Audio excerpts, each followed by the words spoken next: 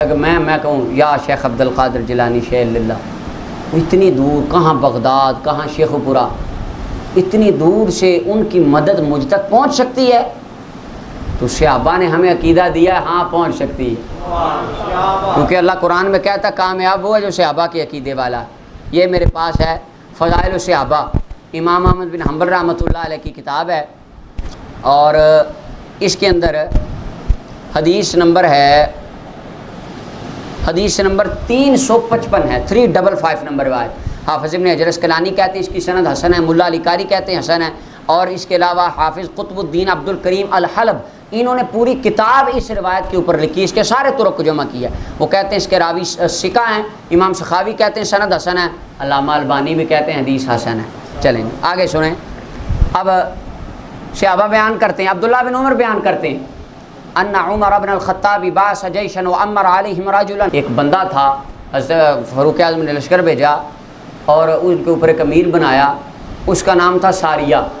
हज़रत उमर खुतबा दे रहे थे लोगों को, खुतबा देते देते ऊंची आवाज़ से हज़रत उमर ने फरमाया, या सारिया तो अल जबल, या सारिया अल जबल, ओ सारिया ज़रा पहाड़ वालो।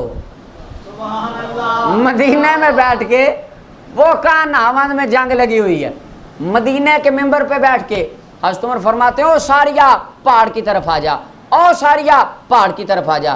बंदे कहने लगे अमीरुल मोमिनीन को क्या हो गया है, ये किसको आवाज़ें दे रहे हैं? सारिया, ना कोई हमें पहाड़ नज़र आ रहा है, ना यहाँ को सारिया है, नज़दीक कोई नहीं है, गैब है, दूर है, लेकिन हज़रत उमर आवाज़ें दे रहे हैं। वो जब बाद में वो आए और उन्होंने बताया, ए प्यारे फ़ारूक़ आज़म, हमें शिकस्त होने लगी थी, दुश्मन हमला करने लगा था, अचानक मेरे कानों में आपकी आवाज़ पड़ी, सारिया पहाड़ की तरफ आ। मैं पहाड़ की तरफ आया और आपने मुझे फतह अता फरमा दी। अब हज़रत उमर बताते हैं 1 महीने का फासला उस जंग का था, 1 महीना सफ़र करके वो गए थे।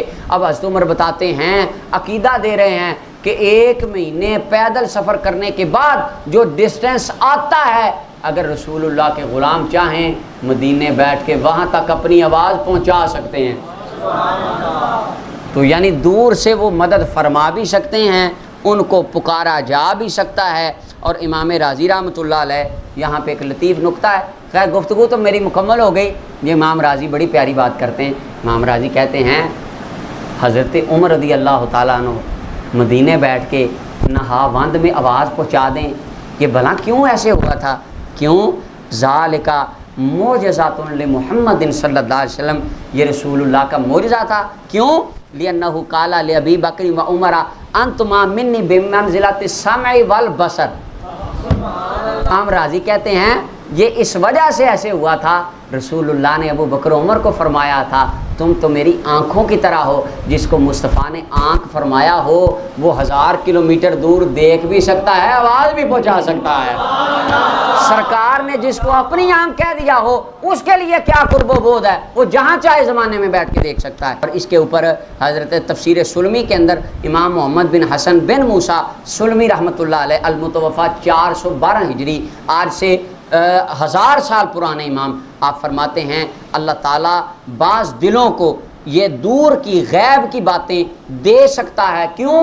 क्योंकि रसूलुल्लाह सल्लल्लाहु अलैहि वसल्लम ने फरमाया इत्तक़ू फ़िरासतल मोमिन फ़इन्नहु यंज़ुरु बिनूरिल्लाह, मोमिन अपनी फ़िरासत से, अल्लाह के हुक्म से दुनिया का हर कोना देख सकता है। और काजी सनाउल्लाह रहमतुल्लाह अलैह आप फरमाते हैं अगर हज़रत उमर रज़ी अल्लाह तआला के सामने अल्लाह 1000 किलोमीटर की ज़मीन कर सकता है, तो अल्लाह शेर रब्बानी के सामने बंदे की तकदीर भी कर सकता है।